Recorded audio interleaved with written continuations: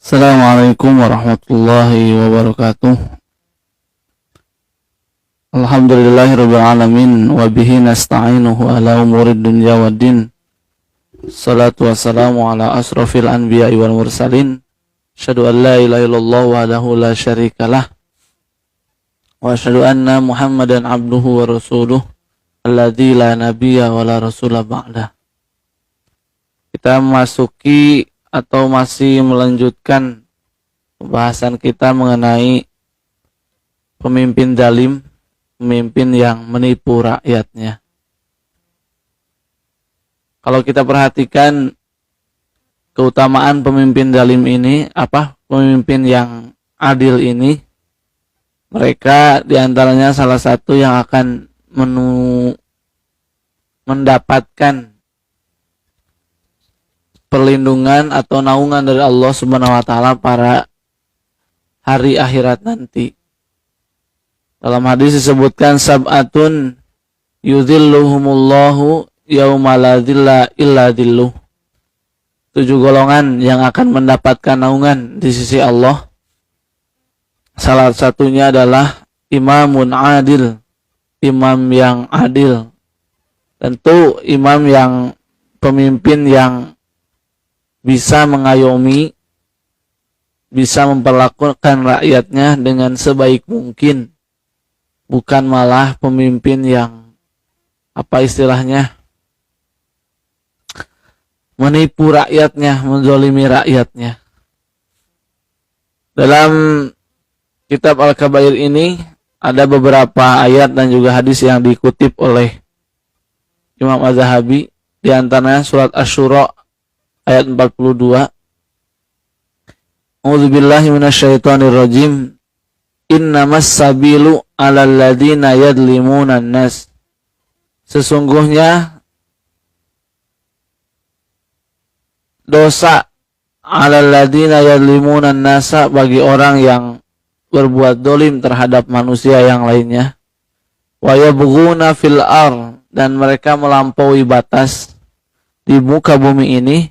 Bighairil haqqi, bukan tanpa hak atau dengan cara yang dolim.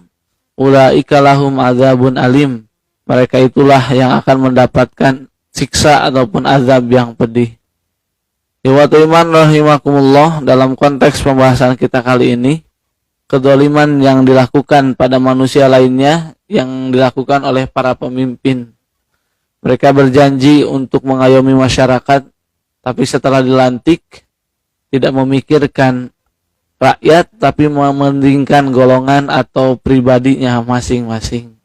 Maka orang-orang yang seperti ini, orang-orang yang menzalimi rakyat kecil, rakyat jelata, mereka akan mendapatkan siksaan dari Allah Subhanahu wa taala di akhirat. Kemudian di dalam surat Asy-Syu'ara ayat 227, Allah Subhanahu wa taala memberitahukan wasaya'lamul ladzina zalamu, dan orang-orang zalim akan mengetahui ayya munqalabin, tempat mana munqalabin mereka akan dikembalikan, dan qalibun mereka akan kembali. Jadi orang-orang zalim, orang-orang yang menipu rakyatnya, mengurus negara, mengurus kepentingan masyarakat umum, tapi tidak dengan cara yang adil, dengan cara yang yang dibenarkan menurut syariat, mereka akan tahu kemana tempat mereka, yakni nerakanya Allah Subhanahu wa taala, neraka yang penuh dengan siksaan bagi orang-orang yang zalim terhadap rakyatnya. Kemudian dalam hadis Rasulullah SAW menyebutkan, yang diterima dari Abu Hurairah, diriwayatkan dalam Sahih Muslim, disebutkan bahwa man ghassana barang siapa yang menipu, barang siapa yang menipu,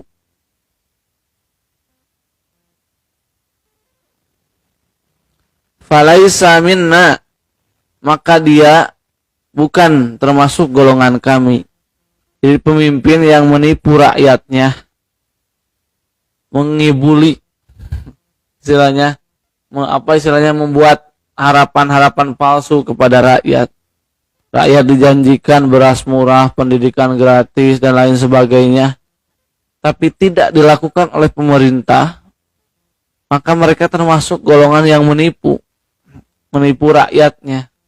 Padahal para pemimpin ini adalah orang-orang yang menjadi tumpuan harapan bagi rakyatnya. Bagaimana mungkin harapan mereka akan menjadi kenyataan, harapan mereka menjadi sesuatu yang indah, kalau pemimpinnya memiliki mental yang seperti ini.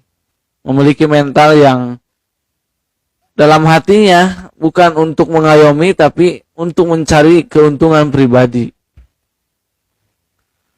Kemudian dalam hadis lain disebutkan az-zulmu dzulumatun yaumal qiyamah. Kezaliman yang mereka lakukan akan membuat mereka gelap di hari kiamat. Termasuk dalam kategori yaumata biyaddu yaumata swaddu wujuh. Mereka adalah orang-orang yang dihitamkan wajahnya oleh Allah Subhanahu wa taala. Jadi nanti kan di akhirat ada golongan yang putih bersih wajahnya, ada yang hitam pekat warnanya wajahnya begitu. Nah, orang yang pekat hitam wajahnya diantaranya adalah orang-orang yang zalim, orang-orang yang menipu rakyatnya. Padahal kita tahu bahwa dalam hadis yang lain, kullukum ra'in, setiap kalian adalah pemimpin. Wa kullukum mas'ulun an ra'iyatihi, dan setiap pemimpin akan dipertanyakan kepemimpinannya terhadap rakyatnya atau anggotanya. Nah, ikhwatu iman rahimakumullah, tentu bagi orang yang beriman, bagi orang yang mempunyai rasa takut kepada Allah Subhanahu wa taala, memaknai kepemimpinan ini sebagai amanah. Karena akan dipertanyakan. Yang namanya amanah harus disampaikan kepada penerimanya dan akan dipertanggungjawabkan, akan dipertanyakan oleh sang pemberi amanah. Nah, amanah kepemimpinan ini adalah amanah dari Allah Subhanahu wa taala. Otomatis akan Allah tanyakan, akan Allah minta tanggung jawab pada pemimpin ini. Apakah dia berhasil menjalankan amanah ini atau tidak berhasil menjalankan amanah ini. Tentu amanah yang dimaksud dalam kepemimpinan ini adalah adil atau tidaknya orang tersebut dalam memimpin. Jangan sampai dia begitu perhatian terhadap golongannya, dia begitu mencemaskan kepada golongannya, tapi di luar golongannya dia tidak memperdulikan, bahkan mencuekkan begitu. Padahal keduanya sama statusnya, rakyatnya sendiri. Bahkan ada istilah kegolongannya hukum itu tumpul, tapi untuk orang lain begitu tajamnya. Nah, ikhwatu iman rahimakumullah, tadi sebagian ancaman dari Allah dan juga Rasulnya. Pertama, dia akan mendapatkan siksa yang pedih. Yang kedua, dia tahu kemana tempat kembalinya nanti di akhirat, yakni neraka. Kemudian yang ketiga, tidak diakui sebagai umat Rasulullah SAW. Man ghasyana falaysa minna. Barang siapa yang menipu, baik itu dilakukan oleh pemimpin, pedagang dan lain sebagainya, maka dia bukan termasuk golonganku atau golongan kami, kata Rasulullah SAW. Kemudian ancaman selanjutnya, orang-orang yang zalim tadi sudah disebutkan bahwa kezaliman dapat menyebabkan kegelapan di hari kiamat. Artinya dia tidak akan melihat Allah Subhanahu wa taala. Kemudian diperjelas, kalau tadi hanya disebutkan mereka tahu tempat kembalinya, ayyuma ra'in ghasya ra'iyatahu, pemimpin mana saja yang menipu rakyatnya, fahuwa finnar, maka dia termasuk di dalam neraka. Jadi orang-orang yang menipu rakyatnya, maka tempat kembalinya tadi adalah neraka. Neraka yang isinya, penghuninya adalah orang-orang yang dimurkai, orang-orang yang tidak diridhoi oleh Allah Subhanahu wa taala. Nah, ikhwatu iman rahimakumullah, kalau kita perhatikan dampak dari pemimpin zalim ini sungguh luar biasa. Karena ini berkaitan dengan urusan kolektif jama'i begitu, kolektif masyarakat umum.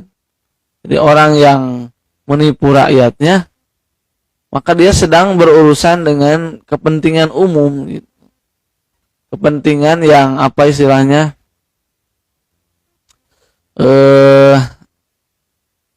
kepentingan umum masyarakat. Kalau kebijakannya keliru, bukan hanya satu orang saja yang mendapatkan kerugian atau merasakan kerugiannya, tapi seluruh manusia ataupun orang yang dipimpinnya akan mendapatkan konsekuensinya atau kebagian akibat dari kesalahan atau kezaliman dari pemimpin tersebut.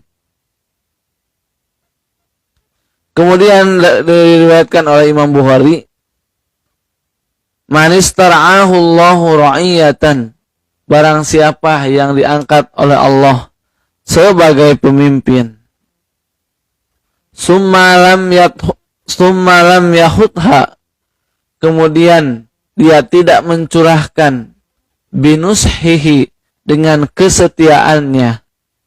Jadi pemimpin tapi bukan setia, tapi malah menzolimi rakyatnya. Illa harramallahu alaihi al-jannah, kecuali diharamkan atasnya surga.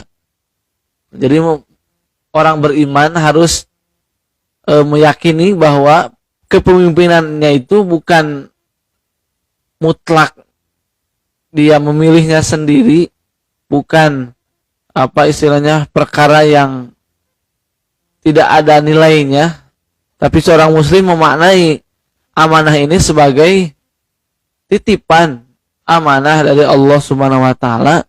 Jikalau tidak mencurahkan dalam memimpinnya itu untuk kemurnian kepentingan rakyat, kepentingan agama, illa harramallahu alaihi jannah, akan masuk surga karena sudah keluar dari jalur tujuan diangkatnya dia oleh Allah Subhanahu wa taala sebagai pemimpin.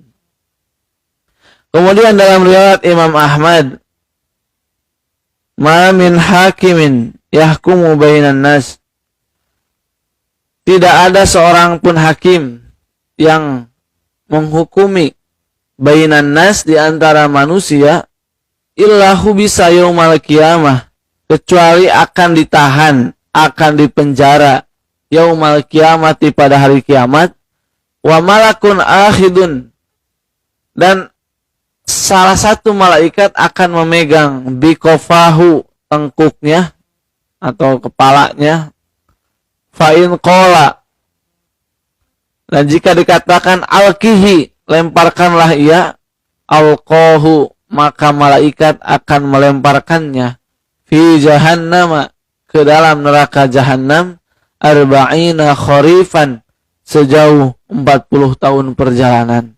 Jadi ikhwatu iman rahimakumullah, pemimpin yang zalim ini tidak main-main.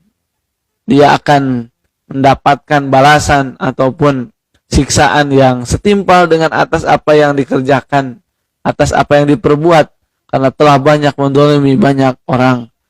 Skupnya tentu pemimpin RT saja, kalau tidak adil dia akan dituntut oleh orang yang dipimpinnya se-RT tersebut, apalagi sedesa, sekecamatan, sekabupaten atau sekota, apalagi sampai negara, ratusan juta orang. Kalau orang ini atau pemimpin ini terbukti berbuat kezaliman, maka dia akan mendapatkan laknat dari mereka, orang-orang yang dipimpinnya, dan pada hari kiamat nanti akan bisa tidak bisa dibayangkan begitu. Jutaan orang mengantri menuntut haknya yang tidak tersampaikan ketika dia memimpin di dunia. Allahu a'lam bishawab. Itu saja mungkin bisa disampaikan di pertemuan kali ini. Bagaimana ancaman dari Allah dan juga Rasulnya bagi orang-orang yang memimpin dengan zalim. Insyaallah kita akan masuk di pertemuan selanjutnya melanjutkan pembahasan yang pemimpin zalim ini. Aku qouli hadza wa astaghfirullah li wa lakum. Rabbana hab lana min azwajina wa dzurriyyatina qurrata a'yun waj'alna lil muttaqina imama. Rabbighfirli wa li walidayya wa lil mu'minina yauma yaqumul hisab. Rabbana atina fid dunya hasanah wa fil akhirati hasanah wa qina adzabannar. Assalamualaikum warahmatullahi wabarakatuh.